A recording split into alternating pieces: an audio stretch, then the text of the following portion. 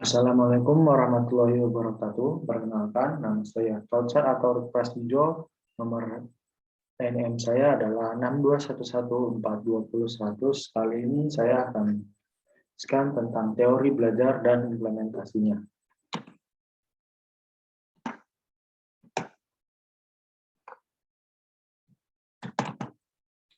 Teori belajar. Belajar merupakan suatu proses internal yang kompleks. Yang terlibat dalam proses internal tersebut adalah yang meliputi unsur afektif. Dalam antara afektif berkaitan dengan sikap, nilai-nilai, interest, apresiasi, dan penyesuaian perasaan sosial. Melalui belajar dapat terjadi perubahan tingkah laku, mulai dari kognitif, psikomotor, dan afektifnya. Belajar tidak hanya sekedar memetakan pengetahuan atau informasi yang disampaikan, namun bagaimana melibatkan individu secara aktif membuat ataupun merevisi hasil belajar yang diterimanya menjadi suatu pengalaman yang bermanfaat bagi pribadinya. Teori belajar. Teori merupakan seperangkat preposisi yang di dalamnya memuat tentang ide, konsep, prosedur, dan prinsip yang terdiri dari satu atau lebih variabel yang saling berhubungan satu sama lainnya, yang dapat dipelajari, dianalisis, diuji, serta dibuktikan kebenarannya. Teori belajar adalah teori yang di dalamnya terdapat cara kegiatan belajar mengajar yang diaplikasikan serta metode pembelajaran. Contoh-contoh teori belajar adalah teori belajar behavioristik, teori belajar kognitif, teori belajar konstruktivisme, dan juga teori belajar humanistik. Teori belajar behavioristik. Teori belajar behavioristik adalah sebuah teori yang dianut oleh Gage dan Berliner tentang perubahan tingkah laku sebagai hasil dari pengalaman. Teori ini menekankan pada perilaku sebagai hasil dari belajar. Teori ini mendukung orang belajar dengan hubungan stimulus dan respon. Seseorang dianggap telah belajar sesuatu jika dia dapat menunjukkan perubahan perilakunya.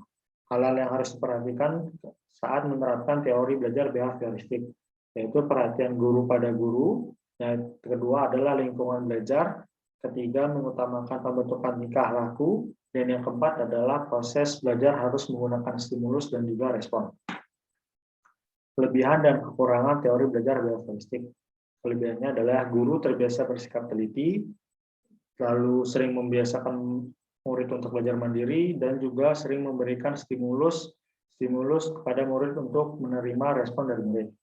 Kekurangannya adalah tidak semua pelajaran dapat menggunakan teori ini, dan juga banyak hal yang harus dilakukan guru seperti menyusun bahan pelajaran dalam bentuk yang siap. Teori belajar kognitif. Teori kognitif ditemukan oleh Greenwald dan Patty Ostrom dan Brack dalam Byron dan Bright.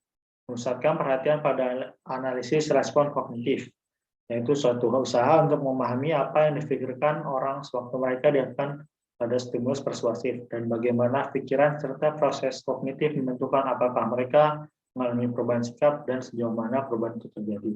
Teori ini menyatakan bahwa proses belajar seseorang tidak hanya cenderung pada hubungan antara stimulus dan respon, melainkan juga bagaimana perilaku seorang dalam mencapai tujuan belajarnya. Hal-hal diperhatikan di kala menerapkan teori kognitif adalah pembuatan materi, lalu guru harus memberikan pengarahan yang sesuai dengan usia murid, proses belajar mengajar harus memiliki makna, dan tiap-tiap guru harus melihat perbedaan oleh tiap-tiap murid. Kelebihan dan kekurangan teori belajar kognitif. Yang pertama, kelebihannya adalah memudahkan siswa untuk memahami materi belajar, dan juga siswa dapat menjadi lebih mandiri dan lebih kreatif. Kekurangannya adalah teori yang belum bisa digunakan pada semua tingkat pendidikan, dan juga pada pendidikan tingkat lanjut, teori ini susah untuk diterapkan. Teori belajar konstruktivisme. Konstruktivisme adalah teori tentang bagaimana pelajar membangun pengetahuan dari pengalaman tiap-tiap individu. Teori ini menekankan seseorang yang belajar memiliki tujuan untuk menemukan bakatnya, menambah pengetahuan atau teknologi, dan lain-lain yang dibutuhkan untuk mengembangkan dirinya. Hal yang perlu diperhatikan saat menerapkan teori konstruktivisme adalah saat mengajar, sebaiknya memberikan kesempatan pada murid dapat untuk mengeluarkan pendapatnya. Murid diberikan waktu untuk menceritakan pengalaman agar menjadi lebih kreatif dan imajinatif. Lingkungan belajar harus kondusif agar Pembelajaran dapat terjadi dengan maksimal. Murid diberi kesempatan untuk membuat gagasan atau ide-ide yang baru. Kelebihan dan kekurangan teori belajar konstruktivisme. Yang pertama, kelebihannya adalah dalam proses belajar, guru dapat mengajarkan para murid untuk mengeluarkan ide-ide atau gagasan-gagasan yang baru. Semua murid mengingat pelajaran yang sudah diajarkan. Pengulangan pelajaran yang dilakukan secara berulang membuat murid lebih mudah berinteraksi dan mengingat hal yang telah dipelajari. Kekurangannya adalah teori belajar ini lebih susah untuk dimengerti karena ruang lingkupnya lebih luas. Tugas guru menjadi tidak maksimal karena murid-murid memiliki banyak kebebasan. Teori belajar humanistik. Teori belajar ini lebih banyak berbicara tentang konsep-konsep pendidikan untuk membentuk manusia yang dicita-citakan, serta proses belajarnya dalam bentuk yang paling ideal.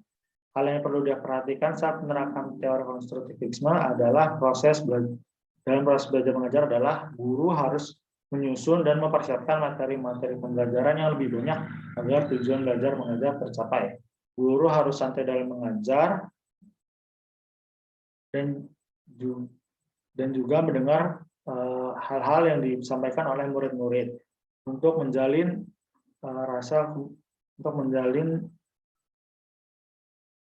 perasaan yang kuat dalam mengajar. Guru sangat berperan sebagai fasilitator. Kelebihan dan kekurangan teori belajar humanistik. Kelebihannya, tingkat berhasil atau indikator penilaian dari teori belajar ini adalah murid merasa senang dalam belajar dan terjadi perubahan terhadap tingkah laku dan pola pikir bukan karena paksaan atau keinginan sendiri. Dengan teori ini, murid diarahkan menjadi manusia yang bisa mengatur dirinya sendiri dan bertanggung jawab.